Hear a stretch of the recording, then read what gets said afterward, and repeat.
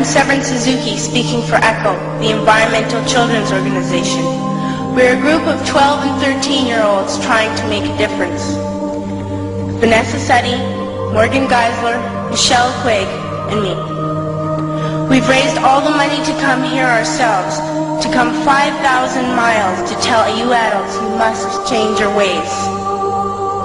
Coming up here today, I have no hidden agenda. I am fighting for my future. Losing my future is not like losing an election or a few points on the stock market. I am here to speak for all generations to come. I am here to speak on behalf of the starving children around the world whose cries go unheard. I am here to speak for the countless animals dying across this planet because they have nowhere left to go. I am afraid to go out in the sun now because of the holes in our ozone. I am afraid to breathe the air because I don't know what chemicals are in it. I used to go fishing in Vancouver, my home, with my dad, until just a few years ago we found the fish full of cancers. And now we hear of animals and plants going extinct, every day vanishing forever.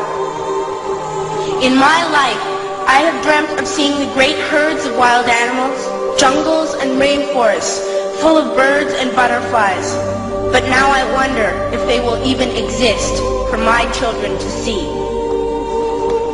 Did you have to worry of these things when you were my age?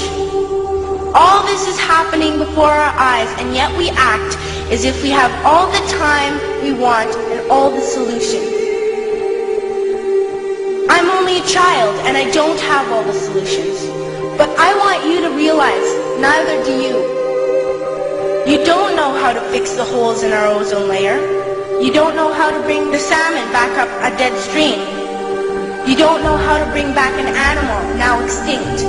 And you can't bring back the forest that once grew where there is now a desert. If you don't know how to fix it, please stop breaking it. Here, you may be delegates of your governments, business people, organizers, reporters, or politicians. But really, your mothers and fathers, sisters and brothers, aunts and uncles, and all of you are someone's child. I'm only a child, yet I know we are all part of a family, 5 billion strong. In fact, 30 million species strong. And borders and governments will never change that. I'm only a child, yet I know we are all in this together and should act as one single world towards one single goal. In my anger, I am not blind, and in my fear, I am not afraid of telling the world how I feel.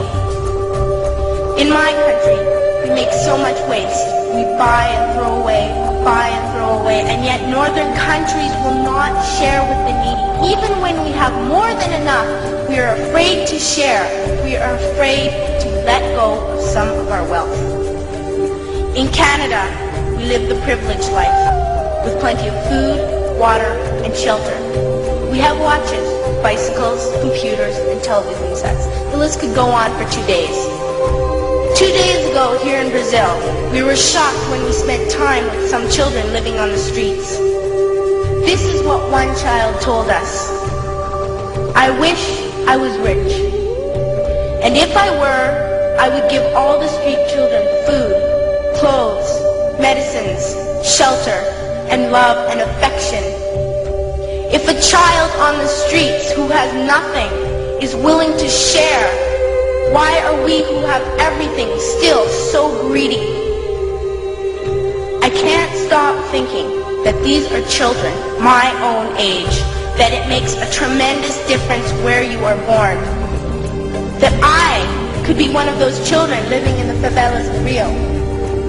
I could be a child starving in Somalia, or a victim of war in the Middle East, or a beggar in India.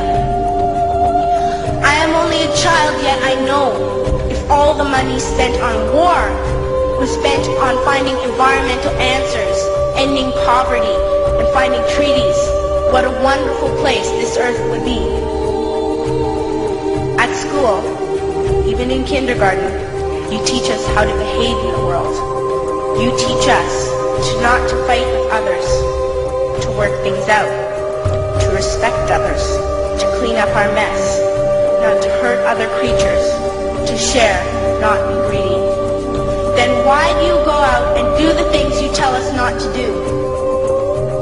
Do not forget why you are attending these conferences, who you're doing this for. We are your own children. You are deciding what kind of world we are growing up in. Parents should be able to comfort their children by saying, everything's going to be all right. It's not the end of the world, and we're doing the best we can.